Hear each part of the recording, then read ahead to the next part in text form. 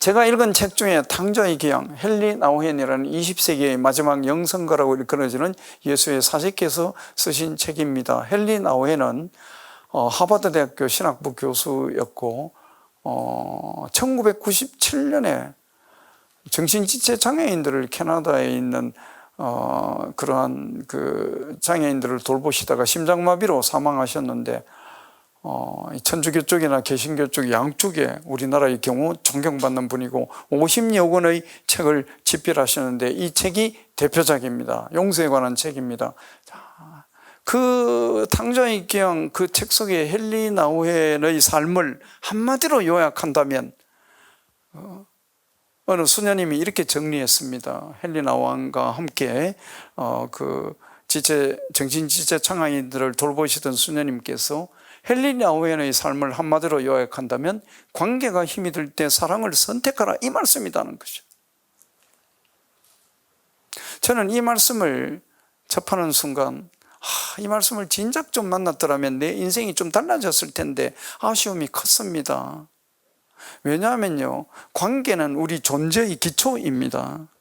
여기에서 저는 인간관계를 이야기합니다. 자연과 인간이 나와의 관계, 이 시대와 인간이 나와의 관계, 역사와 나와의 관계를 이야기하는 것이 아니고 당신과 나 사이의 그 인간관계를 이야기합니다. 관계는 내 존재의 기초인데 관계의 속성을 한번 생각해 보십시오. 관계의 속성은 좋을 때도 있지만 좋지 않을 때가 더 많고 힘들지 않을 때도 있지만 힘들 때가 더 많습니다. 그럴 때마다 나는 무엇을 선택했느냐? 미움과 정오를 선택하면서 살아왔다는 거죠. 그러니까 내 삶이 이렇게 힘들고 파괴적이었다. 헨리 나우헨은 관계가 힘이 들 때 사랑을 선택하라. 저는 이 말씀을 가슴에 새기고 살려고 노력하고 있습니다만은 잘 안 됩니다. 그렇지만 이 말씀을 내가 알고 있다는 거, 그리고 이 말씀을 내가 일단은 가슴에 새기고 있다는 거, 이건 중요하다, 그렇게 생각합니다. 관계가 힘이 들 때 여러분들께서는 무엇을 선택하면서 지금까지 살아오셨습니까? 비대면의 어떤 삶 속에서 나 자신과 대면하면서 질문이 필요하다, 그렇게 말씀드릴 수 있겠습니다. 관계에 대한 제 시를 한 편 들려드리겠습니다. 설해목. 천년 바람 사이로 고요히 폭설이 내릴 때 내가 폭설을 너무 힘껏 껴안아 내 팔이 뚝뚝 부러졌을 뿐 아직 단 한 번도 폭설에게 상처받은 적 없다. 여기에는 두 관계가 설정되어 있죠. 누구와 누구? 폭설과 나무의 관계가 설정되어 있습니다. 그런데 여기에서 시적 화자는 나무입니다. 누구로부터 피해를 당한, 폭설로부터 자기의 다리가 부러진 나무가 이렇게 이야기하고 있습니다. 나는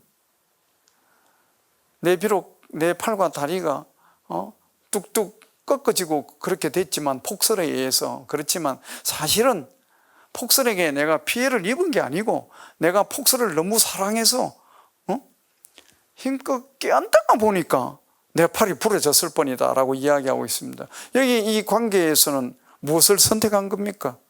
나뭇가지가 사랑을 선택한 거죠. 그렇죠? 미움과 정오를 선택하지 않았습니다. 그러므로 해서 이 관계는 사랑의 관계라는 거죠.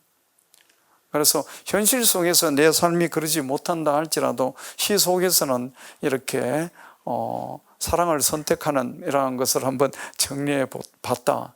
그런 의미에서 시는 참 좋은 세계다, 이렇게 말씀드릴 수 있겠습니다. 내가 사랑하는 사람, 나는 그늘이 없는 사람을 사랑하지 않는다. 나는 그늘을 사랑하지 않는 사람을 사랑하지 않는다. 나는 한 그루 나무의 그늘이 된 사람을 사랑한다. 햇빛도 그늘이 있어야 맑고 눈이 부시다. 나무 그늘에 앉아 나뭇잎 사이로 반짝이는 햇살을 바라보면 세상은 그 얼마나 아름다운가. 나는 눈물이 없는 사람을 사랑하지 않는다. 나는 눈물을 사랑하지 않는 사람을 사랑하지 않는다. 나는 한 방울 눈물이 된 사람을 사랑한다. 기쁨도 눈물이 없으면 기쁨이 아니다. 사랑도 눈물 없는 사랑이 어디 있는가. 나무 그늘에 앉아 다른 사람의 눈물을 닦아주는 사람의 모습은 그 얼마나 고요한 아름다움인가. 저는 이 시에서 어떤 사람을 사랑한다고 얘기해 놓고 있습니까? 자기의 그늘과 눈물을 사랑하는 사람을 사랑한다. 그 이야기를 하고 있는 겁니다. 그러면 그늘과 눈물의 의미를 한번 파악해 볼 필요가 있겠죠. 여기에서 그늘은 어떤 의미일까요? 두 가지를 생각할 수 있습니다. 여러분들께서 자녀들에게 이런 말씀을 하신 적이 있으시죠? 너무 걱정하지 마. 엄마가 평생 네 그늘이 돼줄게 라고 했을 때의 그 그늘은 사랑을 의미하는 겁니다. 그런데 또 부부 사이에 이런 이야기를 할 때가 있죠. 아니 요즘 당신 얼굴에 그늘이 많아? 뭐 힘든 일이 있어요? 라고 묻습니다. 그늘이 많다고 그러면서 힘듦, 즉 고통을 묻습니다. 그래서 그늘은 사랑과 고통 두 가지의 의미가 있는데 저는 이 시에서 고통의 방점을 두고 나는 자기 자신의 고통을 사랑하는 사람을 사랑한다. 그 이야기하고 싶어서 이런 시를 한번 써봤어요. 자기 자신의 고통을 사랑하지 않는 사람을 사랑하지 않는다. 이렇게 제가 이 시에서 주장해 봤습니다. 고통의 가치를 이야기해 보고 싶었던 거죠. 그러면 왜 고통의 가치가 중요할까요? 사랑의 가치를 진정 이해하기 위해서는 고통의 가치를 이해하지 않으면 안 된다는 겁니다. 물론 여러분들의 집에도 십자고상이 있겠지만 저도 제 책상 앞에는 십자고상이 있습니다. 고상을 바라볼 때 저는 예수님의 고통을 저는 생각하게 되는 거예요. 얼마나 고통스러웠을까요? 제가 상상할 수 없잖아요. 그죠? 그래서 이제 예수님의 고통을 상상하면서 제 삶의 고통을 생각하는 거예요. 그러면 아유, 예수님의 고통에 비하면 내 고통은 아무것도 아니다. 이렇게 생각되면 예수님이 당신의 고통을 통해서 결국 나를 사랑하시는 것을, 나를 위로해 주시는 것을 느낄 수가 있어요. 그래서 십자고상을 항상 이렇게 딱 두고 있습니다. 제가 제 책상 위에는 80년대 초인가 성 나자로 마을에 있는 그때 계시던 이경재 신부님께서 저한테 주신 아주 니켈로 만든 조그마한 고상입니다. 근데 막 그 핀이 떨어져서요. 제가 막 다시 꽂아놓고 막 그랬어요. 아주 낡았습니다. 예수님도 저하고 오랫동안 계시면서 늙었어요. 고상이 늙었어요. 그런데 그 고상을 볼 때마다 참 위안을 받는 거예요. 무엇을 통해서 위안을 받을 거예요? 예수님의 고통을 통해서 위안을 받는다니까요. 그러면 그 고통은 뭐냐? 예수님의 사랑인 거예요. 그래서 고통과 사랑은 같은 거예요. 동질의 가치를 지니고 있는 거예요. 그래서 우리가 진정한 사랑의 가치를 이해하기 위해서는 고통의 가치를 이해하지 않으면 안 된다는 겁니다. 그런데 우리가 누구를 사랑하기 시작하면 또 고통이 시작되죠. 왜 그럴까요? 그러니까 사랑과 고통은 동의어, 같은 말인 거라는. 사랑이라는 말 속에 고통이라는 말이 이미 들어있는 건데 우리는 그걸 나누어서 자꾸 생각하기 때문에 그렇습니다. 아닙니다. 그것은 같은 동의어, 같은 말이다. 그래서 사랑하기 때문에 고통스러운 거다는 거죠. 사랑하기 때문에 고통스럽다. 근데 많은 사람들이 나는 사랑은 원하지만 고통은 원하지 않는다 라고 생각합니다. 저도 그렇습니다.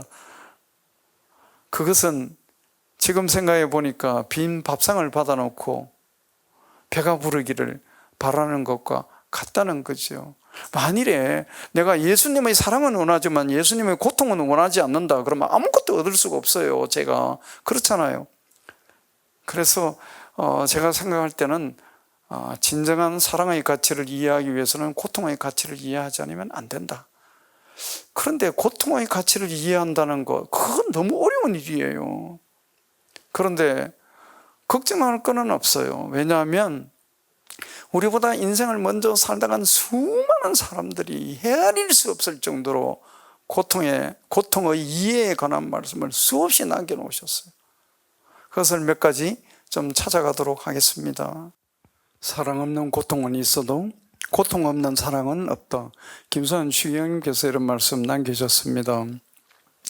주영님께서도 결국 고통과 사랑의 그 동질적 가치를 이야기하시는 거잖아요. 고통 없는 사랑은 없다는 겁니다. 그래서 사랑 없는 고통은 얼마든지 있을 수 있죠. 그렇지만 고통 없는 사랑은 없다는 것, 내 삶의 고통을 우리는 이렇게 이해할 수 있어야 된다.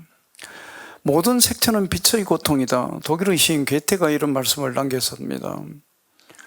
아까 말씀드렸지만 빛이 없으면 생명도 존재하지 않고 또 색채도 존재하지 않습니다.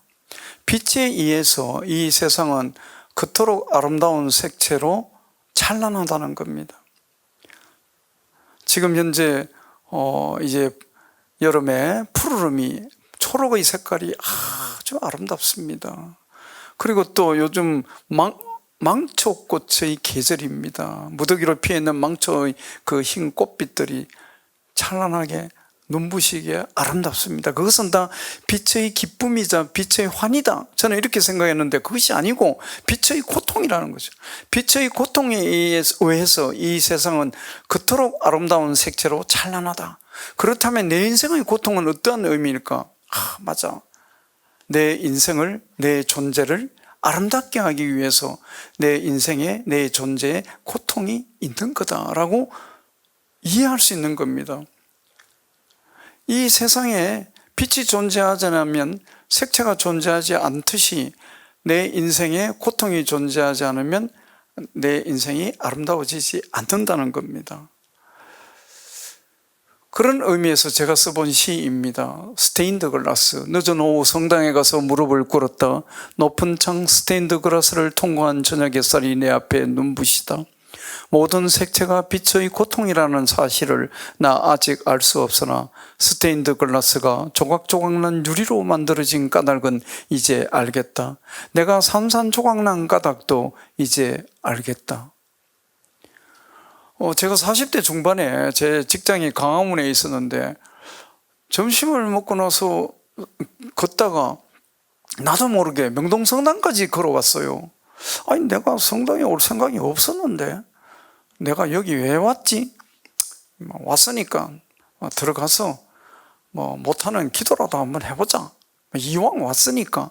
그래서 명동성당 안으로 들어갔는데 그 당시에는 장궤대가 이렇게 놓여 있을 때입니다. 장궤대가 긴 장자 무릎괴자죠. 그래서 저는 장궤대 무릎을 딱 꿇으면 정말 제 자신이 편안해지는 것을 느끼게 됩니다. 그리고 내가 얼마나 작은 존재이며 내가 얼마나 오만한 존재였던가. 그러니까 무릎을 꿇으라는 것. 그래서 이제 무릎을 꿇고 이렇게 막 잘 못하는 기도라도 한번 하려고 이렇게 하는데 보니까 통로에 아주 햇빛이 아른아른하면서 아주 아름다운 문양의 햇빛이 어른거리는 거예요. 이게 이렇게 아름다운 빛이 어디서 왔을까 하고 고개를 들어보니까 명동 성당의 유리창에 스테인드 글라스를 통과한 그 빛이 바닥에, 통로 바닥에 어른거리면서 그렇게 아름다운 무늬를 형성하고 있더라고요. 그걸 보고 맞아. 내 인생이 산산조각이 난 까닭을 알겠다. 그런 생각이 들었어요. 왜냐하면 스테인드 글라스는 동유리로 만들지 않잖아요. 다 그런 색색의 산산조각난 조각조각난 유리를 모아서 스테인드 글라스를 만든다고요. 그래서 그 조각조각난 유리를 붙여서 만든 스테인드 글라스를 통과한 빛이 결국 아름답다는 거죠.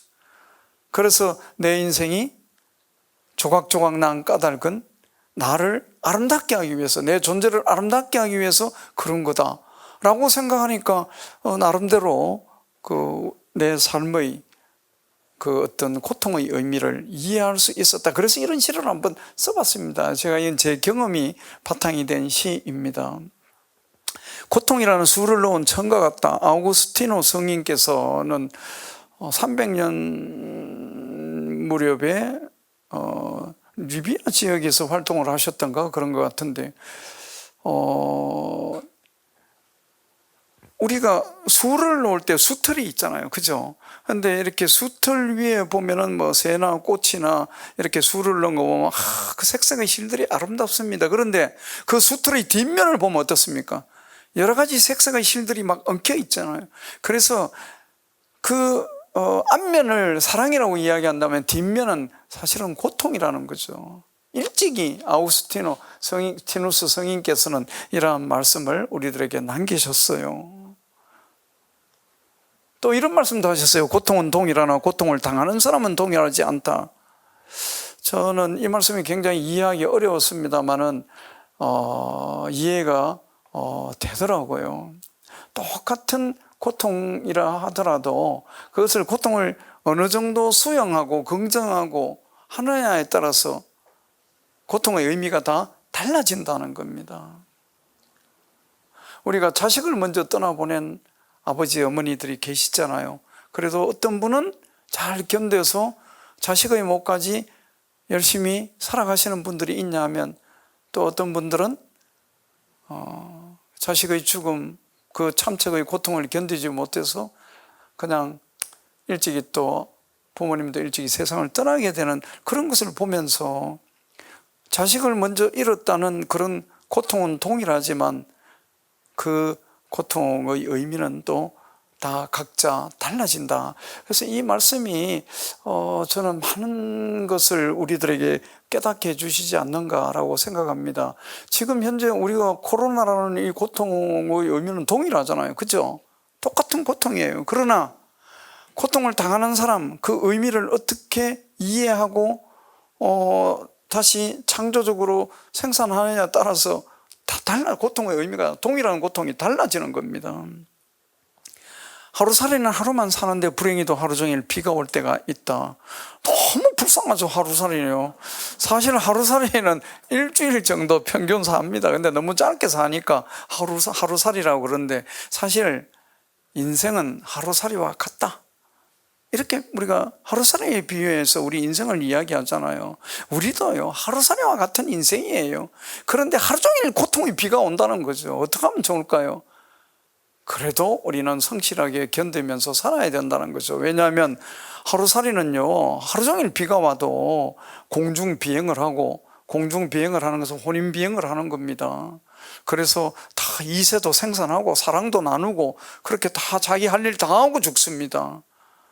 그래서 우리도 하루살이라는 인생을 사는 우리도 우리가 해야 할 일들, 가장 우리가 추구해야 할 삶의 가치 있는 삶을 우리도 살아야 된다, 그런 의미라고 저는 생각해 봤습니다. 포도가 짓밟히지 않으면 포도주가 될 수 없지요. 만일에 짓밟히지 않고 으깨지지 않고 포도주가 되기를 바라는 포도가 있으면 어떻게 되겠습니까? 그럼 포도주가 될 수 없습니다. 그렇죠? 없습니다. 으깨져야만, 자기 자신이 망가지고 부서져야만 포도주가 될 수가 있습니다. 여기 포도주가 되는 과정, 으깨지는 과정은 포도의 고통이죠. 그래서 포도주의 그 향기는 포도의 고통의 향기라는 겁니다. 장미의 향기는 어디에서 날까요? 저는 장미는 가시 때문에 아름다운 겁니다. 장미에 가시가 없으면 장미는 존재의 가치가 저는 상실된다고 생각합니다. 장미는 가시가 있기 때문에 아름답다. 그러면 장미의 향기는 우리가 대부분 장미 꽃에서 난다고 생각하지만, 제가 생각할 때는 장미의 가시에서 장미의 향기가 나는 거다. 그것은 고통의 가시죠. 고통의 향기라는 겁니다. 그러니까 이렇게 한번 생각해 보름으로 해서 고통의 가치에 대한 이해를 보다 더 폭넓힐 수 있다라고 생각됩니다. 고통은 그 의미를 찾는 순간 더 이상 고통이 아니다. 의미 없는 고통은 없다. 빅터 프랭클. 빅터 프랭클은 정신과 의사이자 심리학자입니다. 2차 대전 때 아우슈비츠 수용소에서 아침마다 가스실로 끌려갈 뻔한 고통을 당한 분입니다. 이분은 심리학자로서 자기 나름대로의 지론이 있었습니다. 의미요법. 인간의 모든 고통에는 그 나름대로의 의미가 있다. 의미 없는 고통은 없다는 거죠. 그러니까 아침마다 가스실에 끌려가서 처형당할 뻔하는 자기 자신의 고통의 의미를 발견해야 되겠죠. 발견했습니다. 어떻게? 내가 끝까지 살아남아서 나치의 이 만행을 인류에게 증언해야 된다. 그래서 끝까지 살아남으려고 노력했습니다. 항상 허리를 꼿꼿이 하고 노동력이 남아있다는 것을 보여주는 거죠. 그리고 점호하기 전에 사금파리 같은 것을 주워서 손끝을 찔러서 피를 내어서 얼굴에 바르기도 하고 화색이 도는 것처럼, 즉 노동력이 남아있는 것처럼 이렇게 자기 자신을 나타내기도 하고 했습니다. 그러한 노력을 통해서 끝까지 살아남았습니다. 물론 신의 도움이 있었겠죠. 그래서 92세까지 생존했습니다. 생존하는 기간 동안에 죽음의 수용소에서라는 책을 집필했습니다. 세계적인 베스트셀러이고 우리나라도 스테디셀러입니다. 그 책 속에 이런 귀한 말씀이 있는 거예요. 여기 계신 여러분들 중에 계절은 점점 더 아름다워지는데 내 인생은 점점 더 고통스럽다 라고 생각되시는 분이 단 한 분이라도 계신다면 어떻게 해야 될까요? 그 고통의 의미를 발견하라는 겁니다. 왜? 의미 없는 고통은 없다는 거죠. 저는 이 말씀을 통해서 제 삶의 고통의 의미를 한번 생각해 봤습니다. 70평생 내 인생이 왜 이렇게 고통스러운가? 맞아. 고통이 없었다면 나는 시를 쓸 수 없었다. 고통은 나로 하여금 시를 써주게 하는 그 무엇이다. 제 나름대로 제 삶의 고통의 의미를 한번 발견해 봤습니다. 그러니까 그런 발견에 의해서 제 삶의 고통의 의미를 부정하거나 이렇게 원망하기보다는 긍정하고 이해하게 되는 그런 계기가 마련되는 것을 느낄 수 있었습니다. 고통의 의미를 발견하라. 고통은 극복하는 것이 아니고 그냥 견디는 것이다. 소설가 박완서 선생님께서 남기신 말씀입니다. 우리가 다 알고 있지만 박완서 선생님께서는 1988년 올림픽 있던 해에 병고로 남편을 잃으시고 또 3개월 뒤에 사랑하는 26살 아들을 또 잃으셨습니다. 3개월 간격으로 남편과 아들을 잃은 박원서 선생님의 고통, 그 참척의 고통을 당해보지 않은 사람은 이해하기 어려우시겠죠. 박원서 선생님의 산문집에 그 고통에 대해서 이런 말씀들이 있습니다. 배가 고파서 밥이 먹고 싶은데 밥을 먹으려고 하면 밥이 입에 넘어가지 않는다는 거죠. 그래서 오늘도 맥주만 한두 잔 들이키고 고통의 하루를 보냈다, 이런 말씀도 있고, 뜨거운 프라이팬에 깨를 볶을 때 그 깨가 톡톡 튀는 것과 같았다, 나의 고통이, 이런 말씀도 있습니다. 그런데 많은 시간이 지나가고 나서, 시간에는 치유의 힘이 있지 않습니까? 어떤 잡지 기자가 박원서 선생님하고 인터뷰를 하면서 이렇게 질문했습니다. 선생님, 그러한 고통을 어떻게 극복하셨습니까? 라고 질문하니까 박원서 선생님이 이렇게 말씀하셨습니다. 그것은 극복하는 것이 아니고 그냥 견디는 겁니다. 저는 이 말씀을 통해서 비로소 극복과 견딤의 개념이 다르다는 것을 알게 되었습니다. 박원서 선생님이 덧붙여 말씀하시기를, 내 고통의 원인은 아들의 죽음이다. 그런데 그 고통의 원인을, 그 고통을 극복하기 위해서는 먼저 그 원인과 싸워서 내가 이겨야 된다. 이기려면은 먼저 그 원인을 부정해야 된다. 즉 아들의 죽음을 부정해야 된다. 그러면 죽은 내 아들이 또 얼마나 슬프겠느냐. 그 고통의 원인을, 아들의 죽음을 받아들이고 참고 견디는 수밖에 없다. 견딤을 이야기하셨습니다.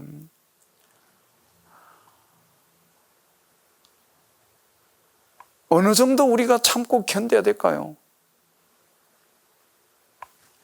자, 박원선 선생님이 우리들에게 가르치신 이 견딤을, 지금 우리 다 이런 코로나 시대, 비대면의 시대, 거리두기를, 사회적 거리두기를 하고 사는 우리 삶, 이 삶도 우리는 견뎌야 되는 겁니다. 그런데 현재 이러한 견딤도 중요하지만 내 인생의 고통에 대한 견딤, 이게 더 저는 중요하다고 생각합니다. 자, 어느 정도 견뎌야 될까요? 이 연못은 후대 연못이라고 700년 전 경남 함안 지역에 있는 산성, 고려시대 때의 산성을 발굴하다가 보니까 이런 연못터가 발굴되었고, 연못터니까 뭐가 채집되었을까요? 연시가 한 15달 채집되었습니다. 그 중에서 상태가 좋은 요 세 알을 농업기술센터에 발화를 의뢰했습니다. 그래서 두 알은 실패하고 요 가운데 있는 요 한 알이 발화에 성공했습니다. 발화되었죠. 발화에 성공한 이 연시가 꽃피운 연꽃이 바로 이 꽃입니다. 하단에 보면은 700년의 잠에서 깨어난 아라오 홍련으로 명명되어 있습니다. 제가 굳이 이 연꽃을 여러분들과 함께 나누는 까닭은, 이 연꽃을 누가 꽃 피웠습니까? 아까 금방 본 그 연시가 꽃 피웠죠. 그 연시는 무슨 생각을 했을까요? 연시 한번 볼까요? 요 가운데 있는 이 연시는 무슨 생각을 했을까요? 저는 이런 생각을 했다고 생각합니다. 내 비록 깊고 어둡고 차가운 땅속에 수백 년 동안 파묻혀 있다 할지라도 언젠가는 내 존재의 가장 아름다운 꽃을 꽃피울 수 있는 날이 있을 거야. 분명히 있을 거야. 그러니까 내 자신에 대한 믿음을 가지고 참고 기다리며 견뎌야 된다. 저 가운데 있는 연시가 그런 생각을 했을까요? 안 했을까요? 했지요. 했으니까 21세기에 이렇게 고품한 아름다운 자기 존재의 꽃을 꽃피운 겁니다. 고려 벽화나 또 탱화에 있는 연꽃이라고 합니다. 오늘날 연꽃과 그 품종도 다르고 그 품격이 다르다고 합니다. 여러분, 우리는 이 고품한 아름다운 연꽃을 꽃피운 연시만큼 우리 삶의 고통을 견뎌야 된다. 나는 내 삶의 고통을 지금까지 어느 정도 견뎌왔는가? 자기 자신의 내면을 향해서 질문해 볼 필요가 있습니다. 연꽃이 진흙을 필요로 하듯 행복은 고통을 필요로 한다. 틱낙한 스님께서 이런 말씀을 하셨습니다. 틱낙한 스님은 베트남의 유명한 스님이시고 민주화운동을 하다가 조국에서 추방되어서 지금은 프랑스에서 영적 공동체를 이끌고 계시죠. 이분은 1997년부터 우리나라에 오시기 시작하셨어요. 저는 이분이 코엑스에서 강연하시는 걸 이렇게 먼 발치에서 들어본 적이 있는데요. 이 틱낙한 스님도 많은 책을 쓰셨는데 이분의 책을 읽으면 저는 마음이 편안해지더라고요. 그러니까 이분이 고통에 대해서 이렇게 쓰신 말씀들을 보면은 내 속에 있는 고통은 갓난아이와 같다는 거예요. 그래서 내 고통을 갓난아기 달래듯이 하라. 혹시 여러분들이 어린 자녀들을, 이제 갓난아기들을 키우실 때 아기가 막 칭얼대고 그러면 어떻게 하셨어요? 막 꼬집었습니까? 운다고? 칭얼대고 운다고? 아니죠. 다 달랬잖아요. 왜 그래, 왜 그래? 엄마가 젖 줄까? 달랬잖아요. 울지 마, 울지 마. 자기 자신의 고통을 갓난아기 달래듯이 달래라. 근데 저는 원망만 하지 막 발로 차고 그랬지 달랜 적이 없는 것 같아요. 참 후회스럽습니다. 틱낙한 스님은 여기에서 연꽃에 비유해서 말씀하시는 거예요. 인간이 행복해지기 위해서는 고통을 필요로 한다. 고통의 중요성, 고통의 가치를 이야기하시는 거예요. 인간은 누구나 다 행복해지기를 바랍니다. 행복은 인간의 의무입니다. 얼마 전에 선종하신 정진석 추기경님께서도 행복은 하나님이 주신, 인간에게 주신 귀한 선물이다라고 말씀하셨어요. 그래서 우리가 인간으로 태어난 이상 행복해져야 될 의무가 있는 겁니다. 그런데 우리는 행복해지기 위해서 무엇이 가장 먼저 필요하다고 생각하십니까? 제가 말씀드릴까요? 돈이 가장 먼저 필요하다고 생각합니다. 이 생각은 올바른 생각입니다. 그렇죠? 자본주의 사회에서 돈 없이 어떻게 우리가 행복해질 수가 있겠습니까? 필요합니다. 그런데 중요한 건 뭐냐면 자본주의 사회에서 내가 행복해지기 위해서 돈은 필요한 존재지 내 행복을 결정해 주는 존재는 아니라는 거죠. 우리가 많은 사람들이 돈이 내 행복을 결정한다고 생각하는 거예요. 아닙니다. 돈 때문에 불행해지는 사람들이 얼마나 많습니까? 그렇죠. 주변을 보면 돈 때문에 다 불행해지는 거예요. 그래서 돈은 자본주의 사회에서 내가 행복해지기 위해서 필요한 존재지 내 행복을 결정해 주는 존재는 아니다는 것, 그것을 우리가 분명히 이해하고 숙지할 필요가 있습니다. 틱낙한 스님은 연꽃에 비유해서 고통이 필요하다. 우리가 행복해지기 위해서는 고통이 필요하다. 연꽃이 맨땅에 피는 거 보셨어요? 연꽃은 반드시 오물투성인 진흙 속에 깊게 뿌리를 내려서 맑고 순결한 꽃을 피웁니다. 그러니까 연꽃에게 있어서 진흙은 연꽃의 고통입니다. 그렇죠? 우리가 인간으로서 행복의 꽃을 피우기 위해서는 고통이라는 진흙이 필요하다는 겁니다. 고통의 뿌리를 내려서 우리가 내 존재의 행복이라는 꽃을 피울 수밖에 없다. 이렇게 그 고통의 의미를 또 우리들에게 이렇게 가르치시고 계신다라고 생각됩니다. 저는 가보지 못한 성당인데 프랑스에 있는 생드니 성당입니다. 언제 죽기 전에 한번 가볼 수 있을런지 모르겠어요. 생은 성인을 의미하죠. 이 성당은 생드니 성인이 서기 300년대인가? 근데 프랑스의 파리의 첫 주교입니다. 주교인데 이교도 로마군의 어떤 침략에 의해서 참수를 당했죠. 참수를. 그런데 이제 그 참수를 당했는데 성인께서 생들이 성인께서 잘린 자기의 머리를 들고 걸어갔다는 거 아닙니까? 일종의 우리가 하나의 어떤 그 신화로 이해하시면 되겠습니다. 그래서 저는 얼마나 고통스러우셨을까. 자기의 잘린 머리를 들고 걸어간다는 거죠. 노틀담 성당에 요 조각이 있다고 그럽니다. 저는 뭐 가보지 못했습니다만은 가운데에 있는 요 천사가 이제 가운데 있는 성인을 호위하고 있죠. 근데 요 생드니 성인은 자기의 잘린 머리를 이렇게 들고 있습니다. 이렇게 잘린 자기의 머리를 들고 걸어간 거예요. 몽마르트 언덕이 순교자의 언덕이라고 합니다. 거기에서 잘리셨나 봐요. 그래서 북쪽으로 하여튼 뭐 이렇게 서북쪽으로 걸어가다가 냇가가 있으면 잘린 자기의 머리를 또 깨끗이 씻기도 하고 그렇게 들고 또 걸어가다가 결국은 쓰러진 자리, 그 쓰러진 자리에 저는 생드니 성당이 설립되었다. 이제 그런 신화와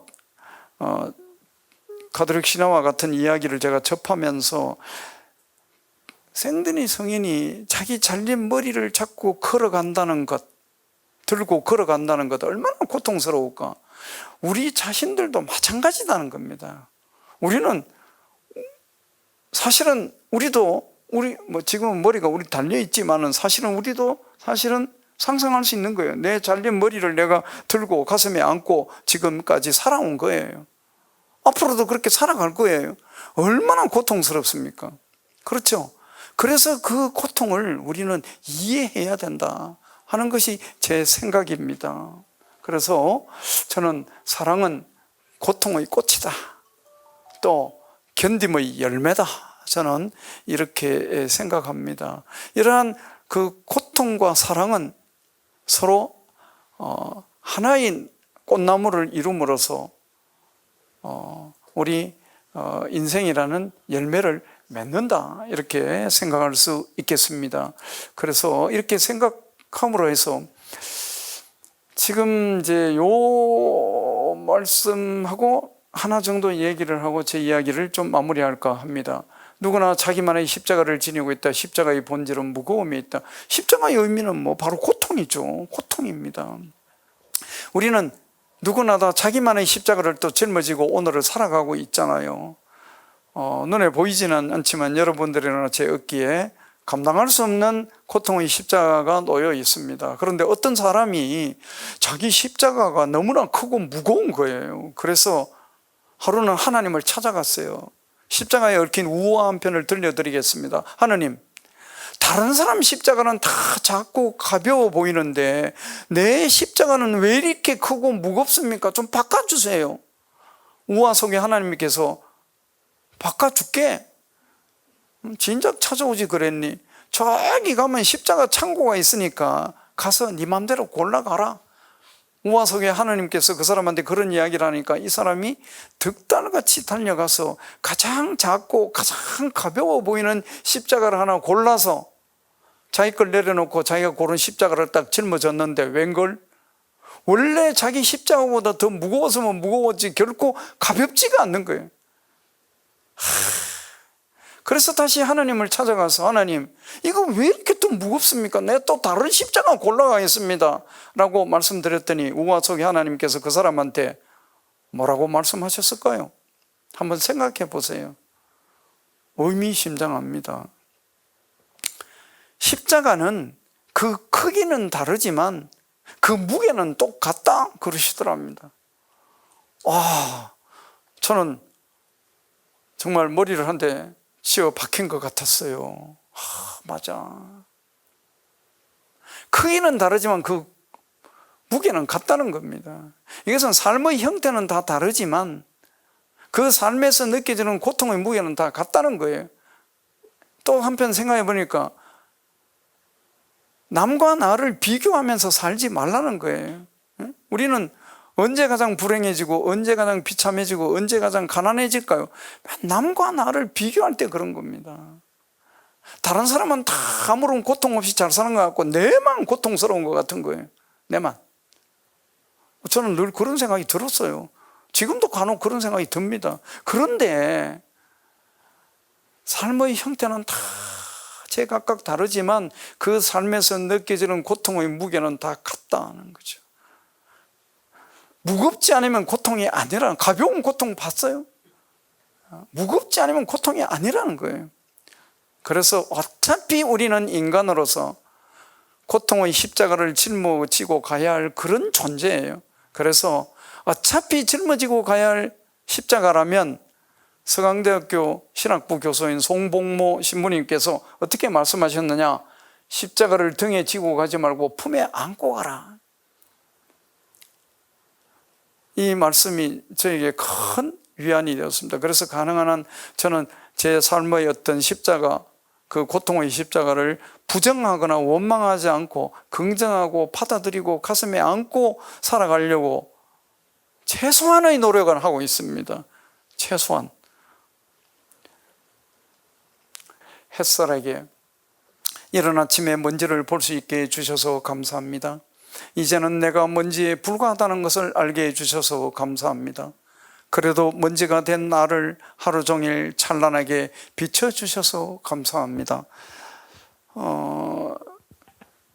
여러분들도 이런 경험 하셨을 거예요. 뭐 어느 휴일날 이렇게 방 안에 가만히 마루에 이렇게 가만히 앉아 있는데 문틈으로 또는 블라인드 사이로 이렇게 햇살이 쫙 비치는 걸 경험하셨죠. 특히 우리 이제 어릴 때 우리가 창호지를 바르고 하는 그런 창호문이 있을 때는 더 그것이 선명합니다.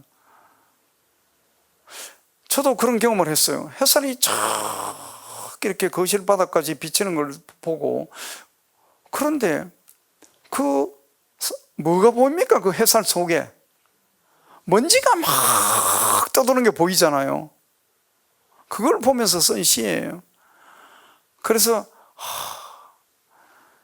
내가 무슨 대단한 인간적 존재인 줄 알았더니 먼지에 불과한 존재구나, 내가 먼지 같은 존재구나 하는 것을 그 햇살이 깨닫게 해주잖아요. 그게 얼마나 감사합니까? 그런 거 못 깨달았으면은 정말 내가 형편없는 삶을 살 텐데, 그래도 내가 먼지에 불과하다는 것을 저 햇살이 깨닫게 해주셔서 감사하다.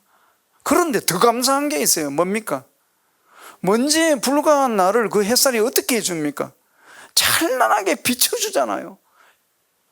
햇살 속에서 먼지가 반짝반짝 빛나잖아요. 그렇죠? 비춰주잖아요. 그러니까 먼지에 불과한 나를 찬란하게 비춰주니까 더 감사하다는 거예요. 그래서 쓴 시예요. 이 시는 우리 삶의 사랑과 고통에서 이루어진 우리 삶에서 우리가 또 빼놓을 수 없는 소중한 가치, 감사의 가치를 한번 생각해 본 시입니다. 감사를 잃으면 우리는 가난해지잖아요. 그죠? 감사를 통해서 우리는 정말 마음의 부자가 될 수가 있습니다. 그래서 우리가 우리 삶의 고통을 원망하고 우리 인생을 원망하고 내 존재를 원망하고 그럴 때는 무엇을 잃은 것일까요? 감사함을 잃은 것이라고 저는 생각합니다. 그래서 이런 그 팬데믹의 삶 속에서 우리가 산다는 것도 어떤 의미에서 또 다른 가치가 있고, 그 가치를 통해서 우리가 감사해야 할 부분이 있다라는 것을 함께 생각할 수 있겠습니다. 그래서 우리 삶에 기억해야 할, 기억함으로 해서 다시 소생시켜야 할 가치, 우리 삶의 최고의 지순의 가치, 그 사랑이라는 가치를 고통과 감사의 가치와 함께 우리가 생각해 본 시간입니다. 그러므로 해서 나 자신과 대면하는 그런 소중한 시간이었다, 이렇게 생각하면서 제 이야기를 마치도록 하겠습니다. 감사합니다.